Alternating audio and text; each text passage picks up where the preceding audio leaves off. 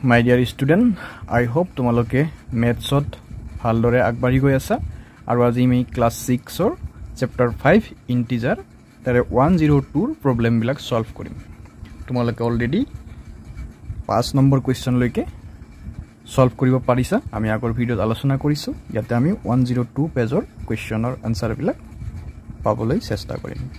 number 6 question আমি যদি চাও compare the pair of numbers by using greater than or less than symbols in the blank boxes ইয়াতে আমাক কিছুমান খালি বাকস দিয়া গৈছে এই বাকস বিলাকত এই greater than আৰু less than বহাব লাগে আমি গম পাও যে আমি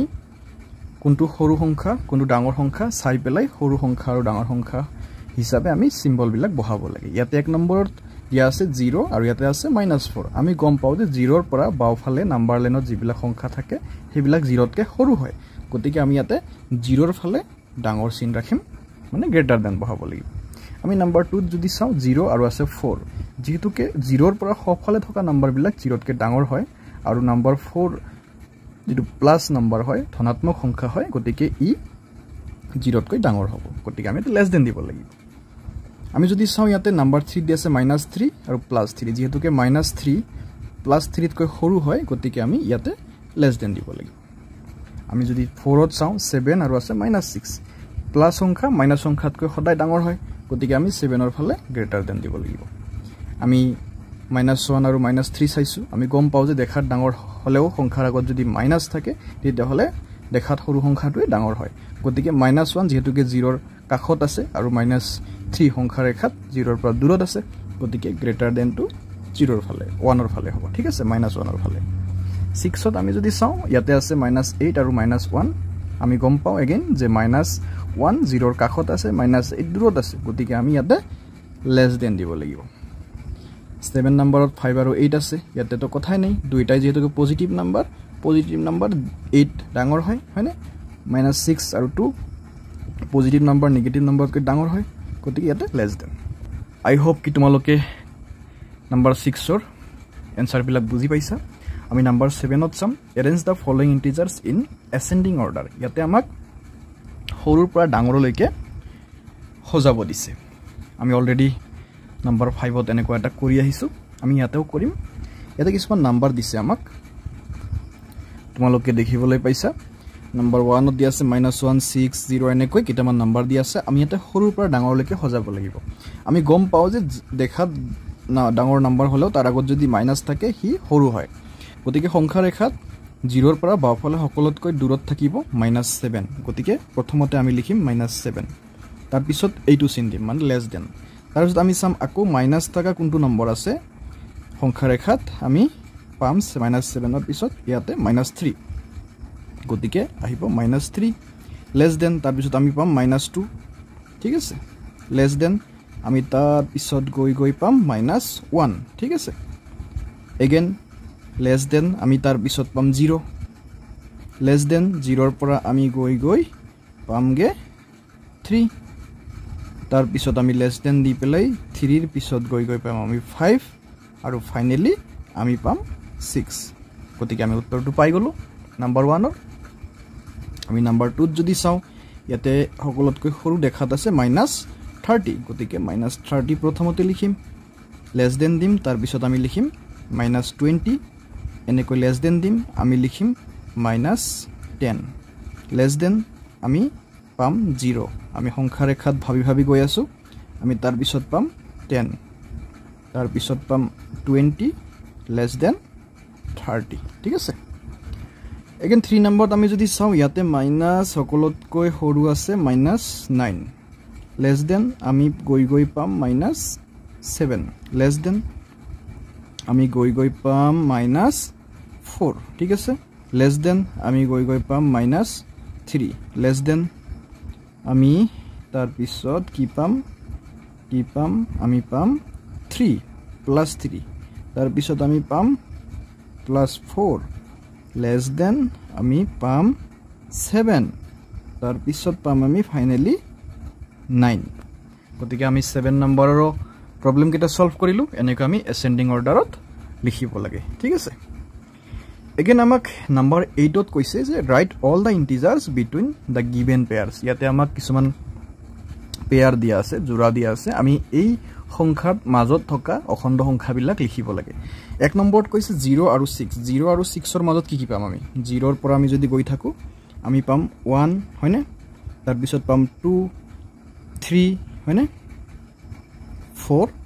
5 এই কিটা পাম আমি 0 আৰু 6 ৰ মাজত নাম্বাৰ 2 ত আমি -6 আৰু 6 ৰ মাজত আমি -6 ৰ পিছত পাম -5 তাৰ পিছত -4 তাৰ পিছত -3 -2 -1 0 ঠিক আছে তাৰ পিছত 1 2 3 4 5 এই কিটা পাম আমি -6 আৰু 6 ৰ মাজত আমি -7 আৰু 0 ৰ মাজত কি পাম -6 -5 -4 -3 -2 -1 -4 আৰু 5 ৰ মাজত কি পাম চাও হা -3 -2 -1 আৰু 0 1 2 3 4 ঠিক আছে আমি -11 আৰু 1 ৰ মাজত কি পাম ইয়াতে অকনমান দীঘলীয়া হ'ব ঠিক আছে আমি তলৰ পৰা লিখো আমি পাম -10 -9 -8 তাৰ পিছত -7 -6 -5 -4 -3 -2 ঠিক আছে এগেন ইয়াতে কৈছে -1 ৰ পৰা 7 লৈকে তো আমি কি পাম -1 ৰ পিছত 0 1 2 3 হয়নে তাৰ পিছত 4 5 6 এই কিটা তো আমি নাম্বাৰ 8 কোৱেশ্চনৰ যিখিনি উত্তৰ আছিল আমি হিকেটাও পাই গলো হয়নে এগেন আমি যদি চাও 9 নম্বৰত কি কৈছে right da integers between -7 2 in an ascending order write the largest and smallest number among them আমি প্ৰথমতে -7 ৰ পৰা 2 লৈকে সৰুৰ পৰা ডাঙৰলৈ লিখিব লাগিব আমি কি পাম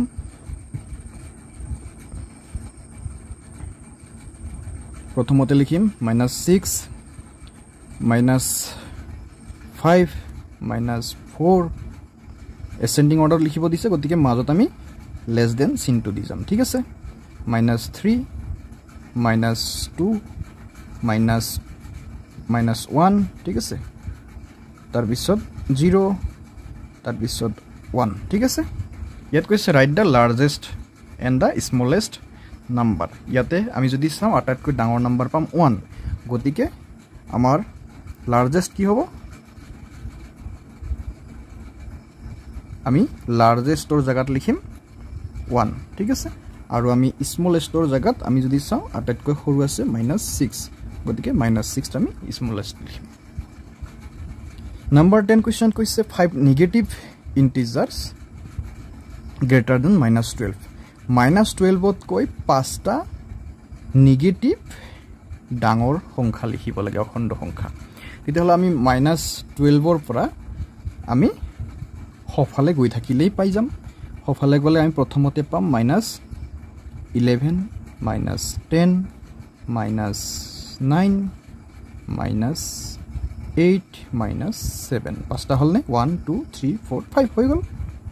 এগেন কৈছে 5 পজিটিভ ইন্টিজাৰ গ্ৰেটাৰ দেন -12 -12 ত কৈ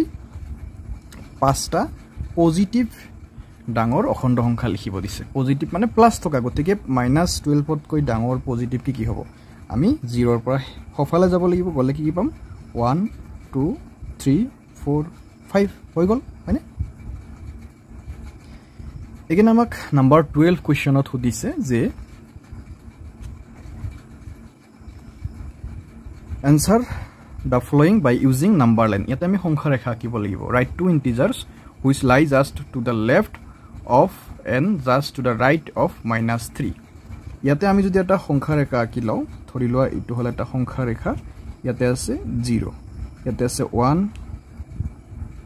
2 3 4 ইফালে আছে -1 -2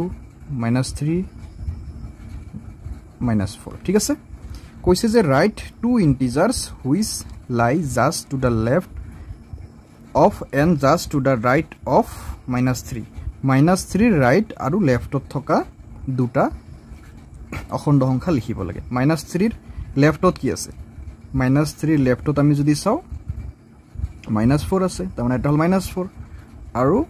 ৰাইটত কি আছে ৰাইটত আছে -2 তাৰ মানে ৰাইটত আছে -2 তাৰ মানে আমাৰ আনসাৰ দুটা হ'ব -4 and -2 again কৈছে write the integer which is 5 unit distance on the right of -2 -2 ৰ পৰা 5টা ইউনিট দূৰত থকা সংখ্যা লিখিব লাগে ঠিক আছে আমি যদি -2 ৰ পৰা সফালে যাও যেহেতুকে ৰাইট সাইডে কৈছে -2 ৰ পৰা রাইট সাইডে 5টা ডিসটেন্সত যাব দিছে 1 2 3 4 5 তো আমি আনসারটো বিচাৰি পাও ইয়াতে 3 তাৰ মানে ইয়াৰ আনসারটো হ'ব 3 again আমাক কৈছে write two integers which are 3 unit away from -3 on both side equally আমাক -3 ৰ পৰা সফালেও যাব লাগিব আৰু বাওফালেও যাব লাগিব গতিকে আমি বাওফালে আগতে নাম্বাৰ কেইটামান বঢ়াই দিও ইয়াতে আমি -5 কৰি দিছো -6 আৰু -7 লৈকে লিখি লৈছো আমি 3 ইউনিট দূৰত যাব লাগিব both সাইডত আমি যদি -3 ৰ পৰা সফালে যাও 1 2 3 তাৰ মানে এটাটো হ'ব আমাৰ 0 ঠিক আছে আৰু কৈছে বাওফালে গতিকে বাওফালে গলে -3 ৰ পৰা 1 2 3 তাৰ মানে -6 এই দুটা হ'ব উত্তৰ আমাক again সুধিছে which number is to the left of 5 number from -1 -1 ৰ পৰা 5 নম্বৰ দূৰত থকা which number is to the left of 5 number from -1 -1 আছে ইয়াতে 1 2 3 4 5 তাৰ মানে -6 ঠিক আছে এটো হল উত্তৰ again কৈছে we know -1 greater than -5 and -5 greater than -9 now compare -1 and -9 by intersecting approximate symbol between them কৈছে যে -1 and -9 আমি intersecting কৰিব লাগে approximate symbol তেওঁলোকৰ মাজত কি কি বহিব পাৰে আমি এই দুটাৰ পৰা গম পাই যাও যে যেহেতুকে -1 greater than -9 হ'ব হয়নে I hope কি আমি পেজ নম্বৰ 102 ৰ গুটিকেটা আনসাৰ বিচাৰি পাইছো আৰু এইখিনি তোমালোকক সহায় কৰিব তোমালোকৰ মেথছৰ যি সমস্যাসমূহ আছে সমাধান কৰাত আমি নেক্সট ভিডিঅত বাকি সমস্যাবিলাক সমাধান কৰিম তেতিয়ালৈকে এইবিলাক ঘৰত ভালদৰে প্ৰেক্টিছ কৰিবা আৰু চেনেলটো সাবস্ক্ৰাইব কৰি ৰাখিবা নোটিফিকেশন অন কৰি দিবা যাতে আমাৰ নেক্সট ভিডিঅ' বিলাক সোনকালে তোমালোকে পাই যোৱা ভালদৰে পঢ়িবা থ্যাংক ইউ